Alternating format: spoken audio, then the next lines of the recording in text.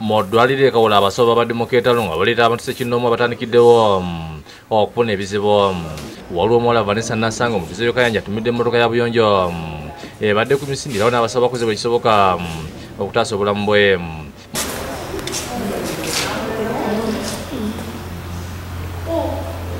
Mu kiseera kitono baleese omukyala Aisha Kanyago agambibwa nti yafunye obutakkaanya ne banaasera okumira amakerenda amangi agakoze overdose era bamutuusiriza mu ddwaliro nga tamanyi biri ku nsi. Ono bba agambye nti bafunye obutakkaanya era nti abadde tasuubira nti mukyala we kino kyabadde alina okwekola.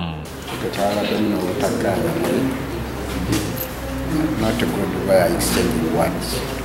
Okay. So then what I always do when somebody start arguing, I just move away. Omukyala ng'azingulwa agambye nti alina ebifaananyi bye yasanze mu ssimu yabbe yamutabudde nga tasobola kugumiikiriza. Nga mukwano gwo then n'obisanga ku WhatsApp kati wabuziza bbaawo n'awakana. Bamujjanjabi n'atereera oluvannyuma lw'essaawa bbiri azituse n'atambula. Tutuse ku woodi awatuukirwa obulwadde abatali ba bitanda nga tewabaddeewo wadde omubwati. Mu woodi y'abaana basangiddwawo bokka abakyali mu mbeera embi, naddala abalina ebisago eby'omuliro abatasobola okuddizibwa waka nga by'ebitanda ebisinga byereere.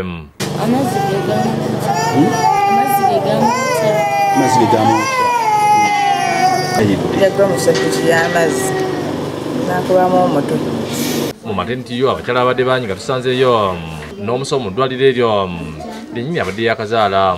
Nange nsanyusa nnyo kubanga nazadde ka Noeli ne Yesu Kristo Mukama waffe.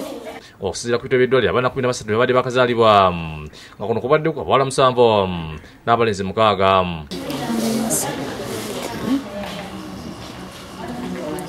Abalwadde abasobodde okugumiikiriza ne basigala eddwaliro bakoledde enteeka ne bafumbira omuceere n'ennyama. Bo abaana 8 basaliddwa mu ddwaliro eri embalala.